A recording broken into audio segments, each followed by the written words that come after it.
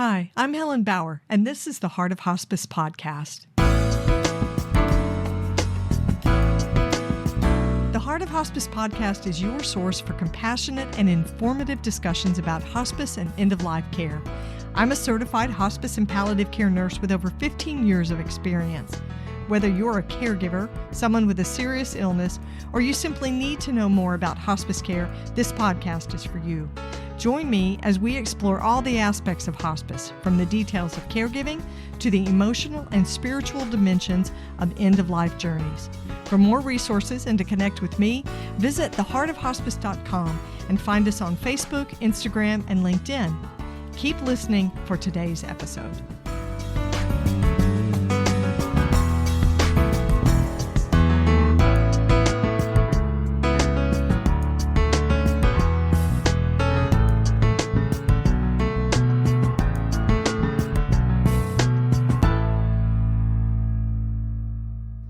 This is the Whole Care Network.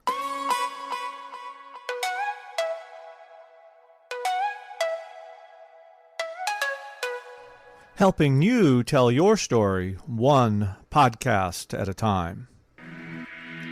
Content presented in the following podcast is for information purposes only. Views and opinions expressed in this podcast are solely those of the host and guest and may not represent the views and opinions of the Whole Care Network. Always consult with your physician for any medical advice, and always consult with your attorney for any legal advice. And thank you for listening to the Whole Care Network.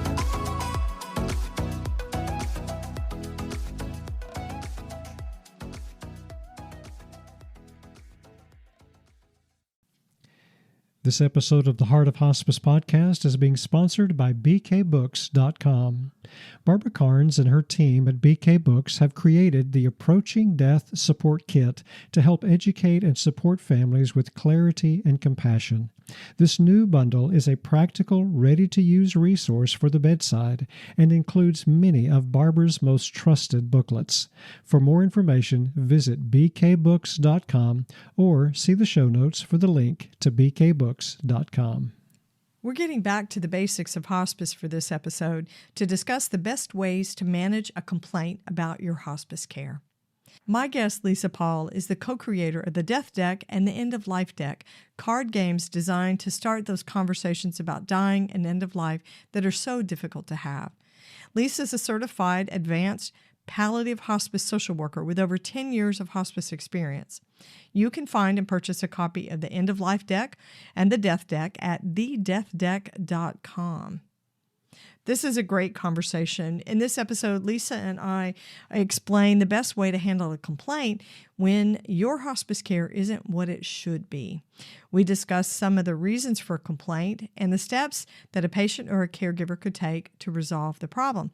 We've got some good information today that you can really use, so stay connected for this discussion. There's a lot to learn.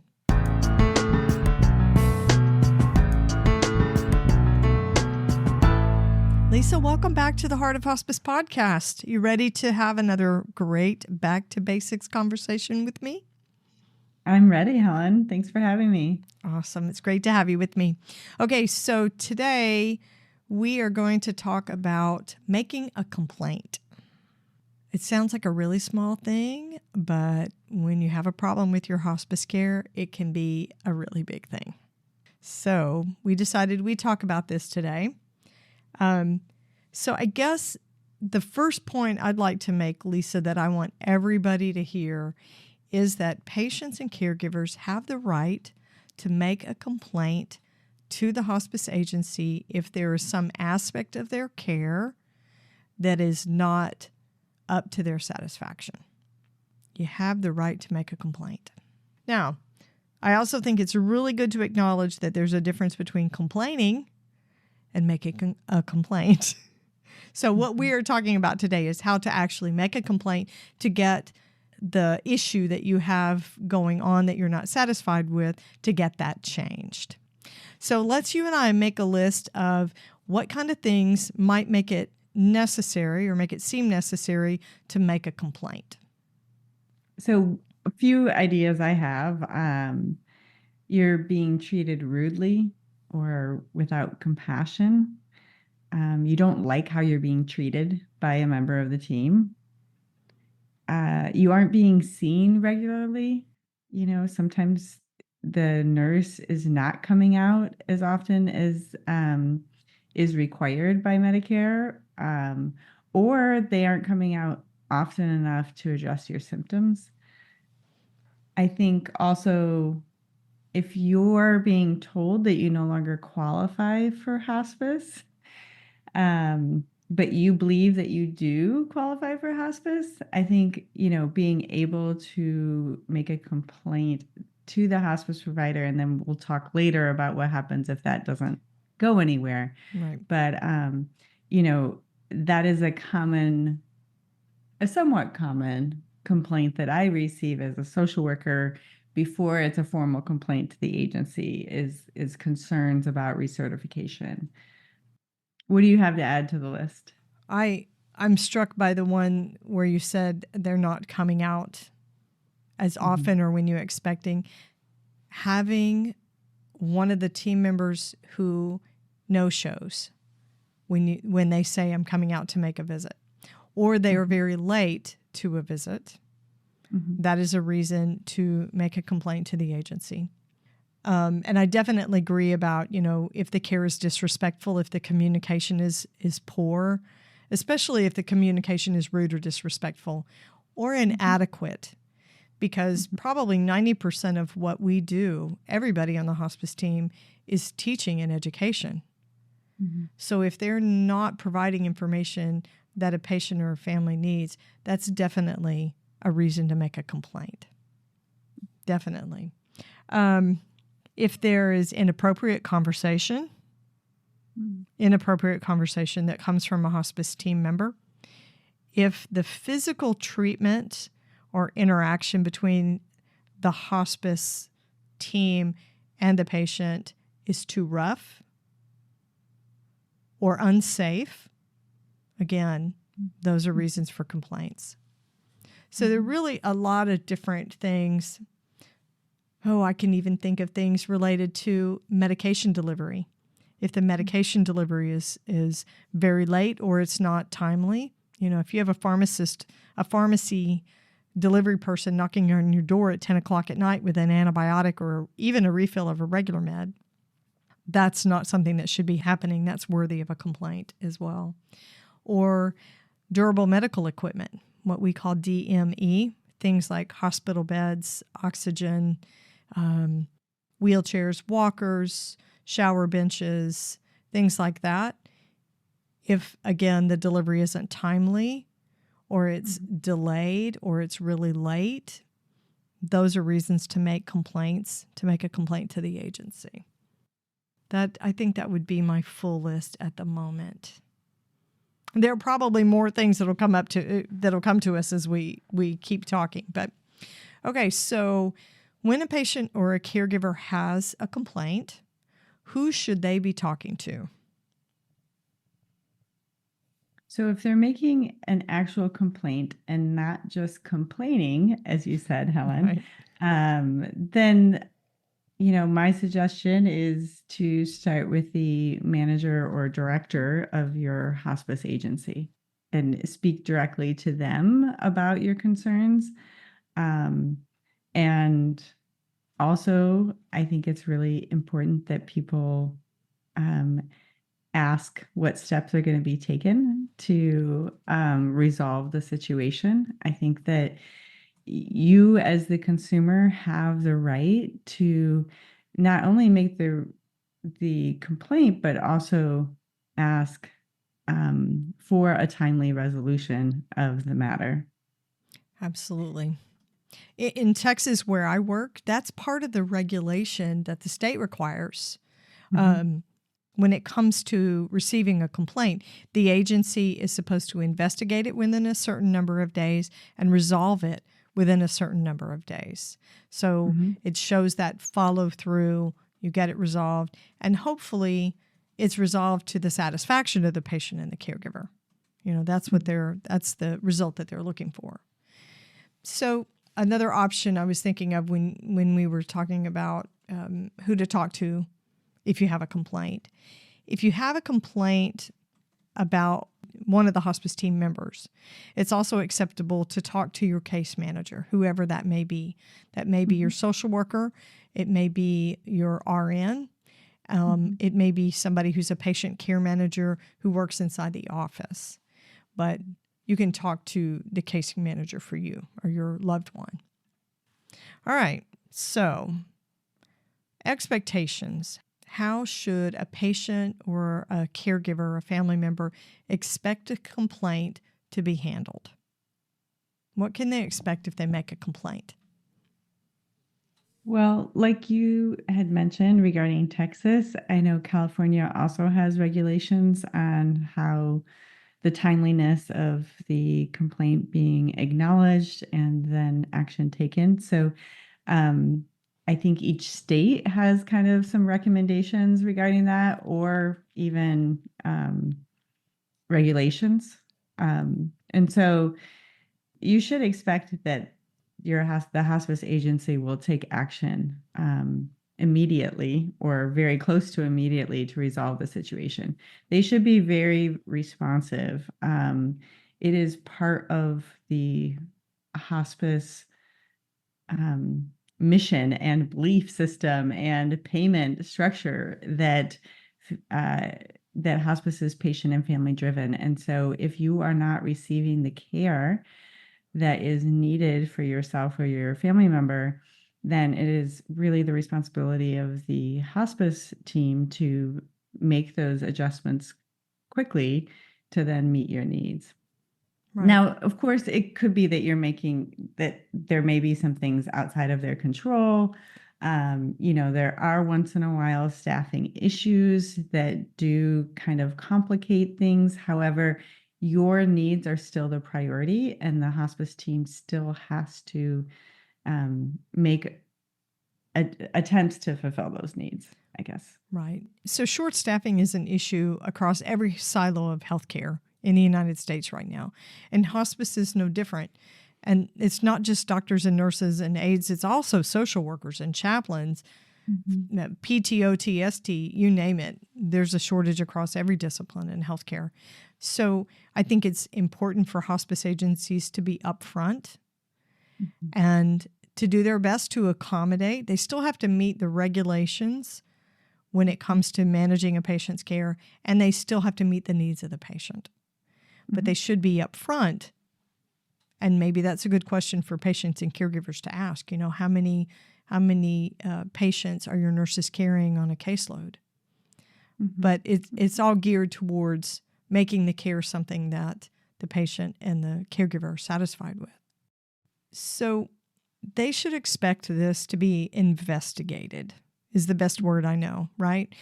For somebody to look into it, to talk to the employee, to get a statement from the patient or the caregiver, anybody who's involved in the situation, and to attempt to resolve it. And Lisa, what I've seen a lot of times, if it's an issue related to an individual staff member, is they change out, if it's possible, they change out that staff member to another one of the hospice team.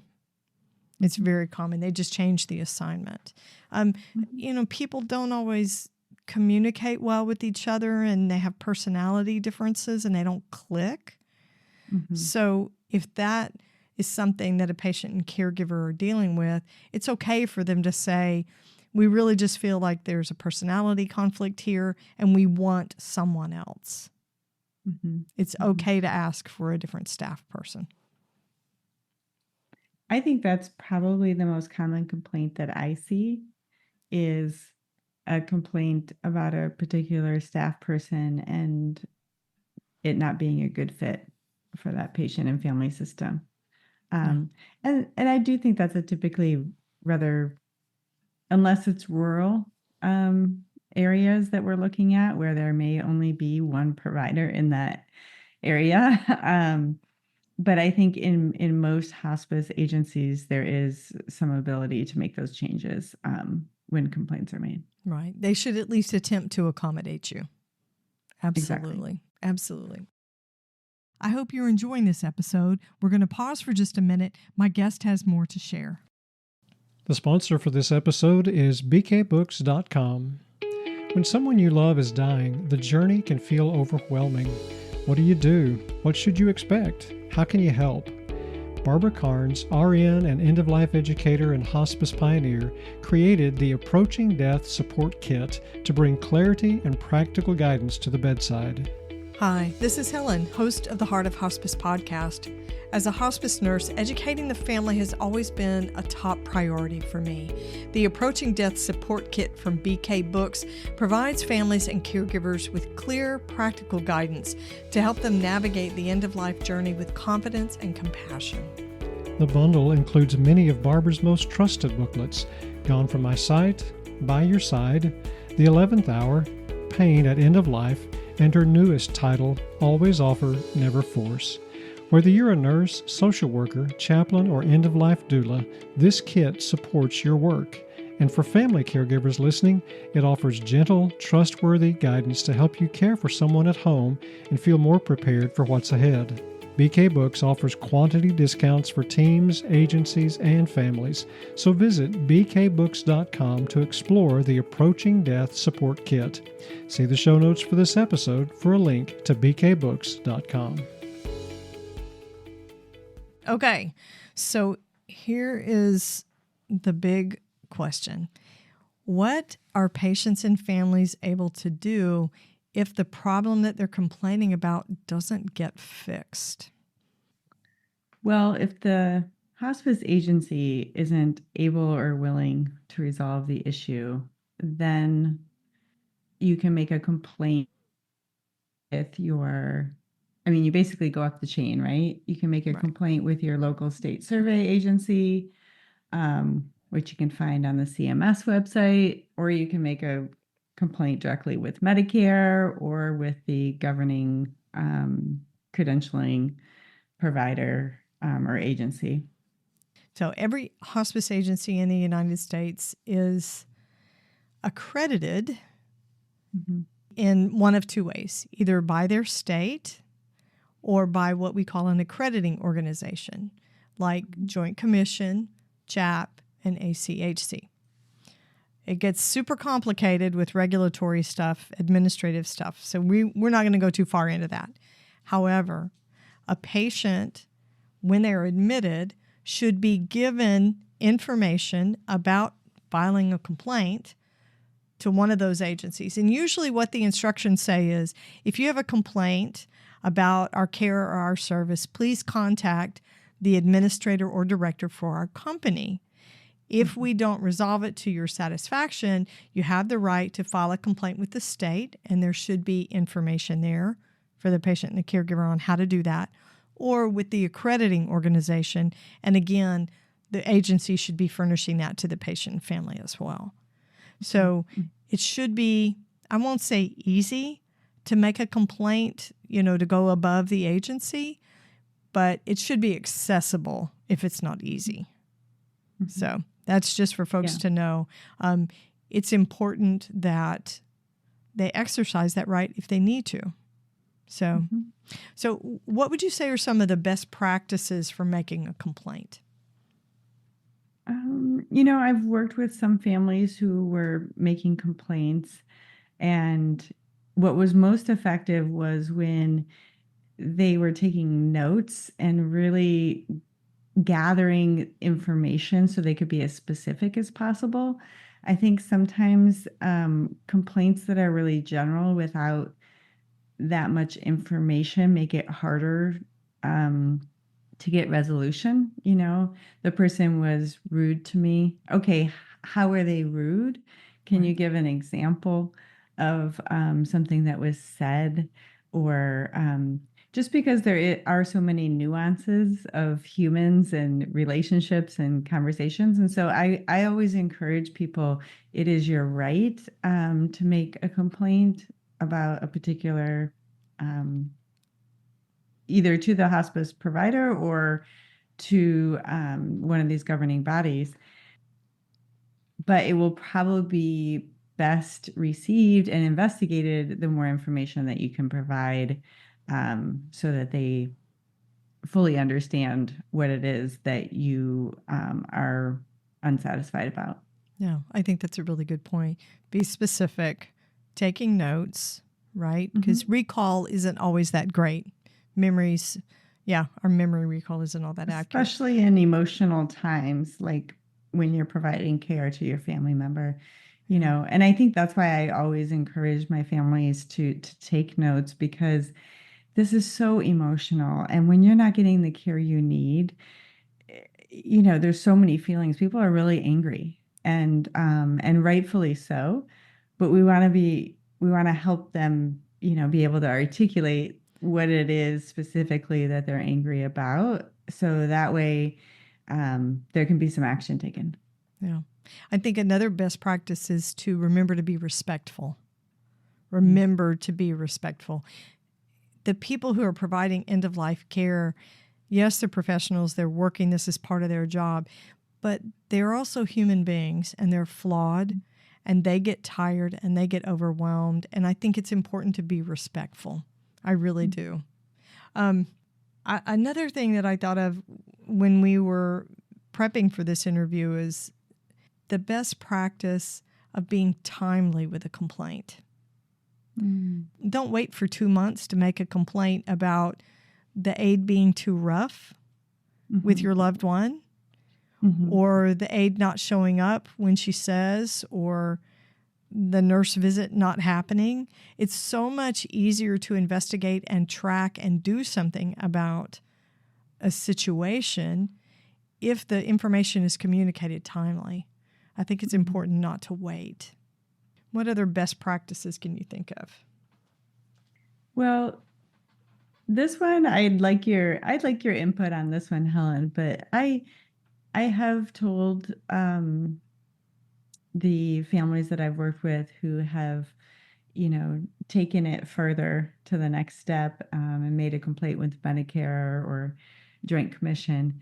I have encouraged them for them to directly notify the hospice that they're making the complaint. Now, I'm curious as to your insight into this, but my perception is if you have a complaint and you aren't necessarily wanting to change hospice providers, you want the situation to improve, but perhaps most of the things are okay, and there's something going on that you aren't okay with regarding the care, and that's what you're complaining about. If you want to maintain that relationship, just like if I'm reporting someone to Adult Protective Services, I'm going to tell them that I'm making that report, and that way it's out in the open and it's communicated. If I want to have a relationship with that person, right? So if you're looking to kind of stay on the same hospice service or with the same hospice provider, it can be beneficial to directly let the manager know that this complaint is being made. Yeah, I can see where that would be beneficial. I would think that by the time people got to a point where they felt like they had to report the agency to the state or to an accrediting organization, that maybe the ship had sailed, that there's no going back because there's been no resolution to it, to the extreme that now I've got to go beyond your agency. Your care is so, not just is your care bad, but you're not doing anything about it when I tell you it's bad. So I can see, just out of common courtesy, to let someone know, I think that's an option. The other thing that we didn't touch on is if you have a complaint that doesn't get resolved and you really feel like you're receiving substandard care, eventually there comes a time when you have to cut and run. If you want to be discharged off the agency, you have the right to do that. If your complaint doesn't get acted on appropriately, you also have the right to transfer to another agency. And I think we've already done an episode on transfers. But, if your complaint didn't get taken care of like it was supposed to, and you're still not happy with things, you can complain all the way up the the chain and go outside and above the agency, but if they never resolve it, you've only got one experience with end of life for yourself or your person. There's no need to settle for substandard care. Mm-hmm. Yeah. And I think, in my death deck work, I've talked to so many hospice providers and people working in hospice, end of life care. And there's so many people doing a great job. And so if you aren't getting the care that you need, there is another hospice that can do it better. Yeah. And so I really agree with that. That we've been talking about kind of the formal complaint process and that sort of thing. But at the end of the day, the most important thing is that your family member is getting the care that they need. And so jump ship and get off that sinking ship if you need to, because there's one that's sailing beautifully. Right.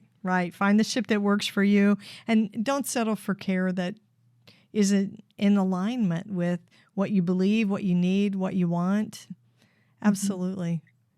And lastly, I would say on that is that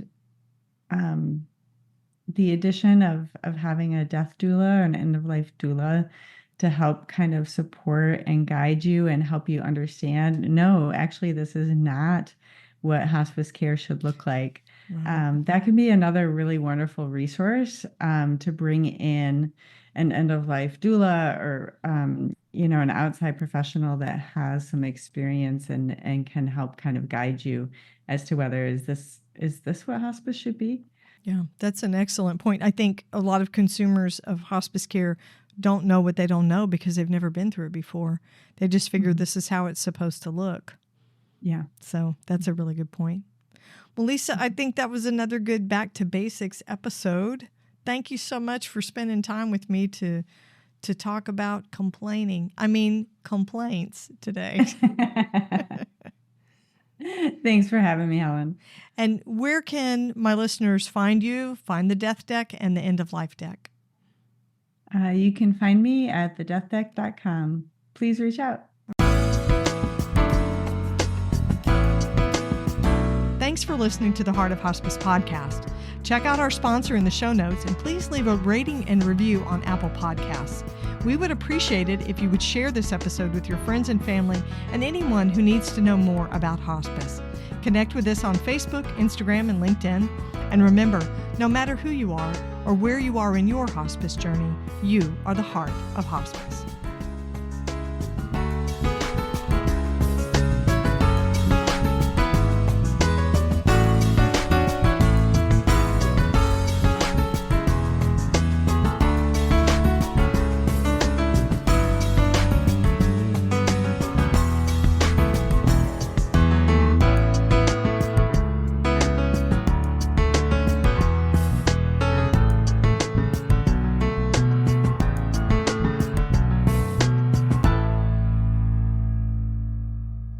This is the Whole Care Network.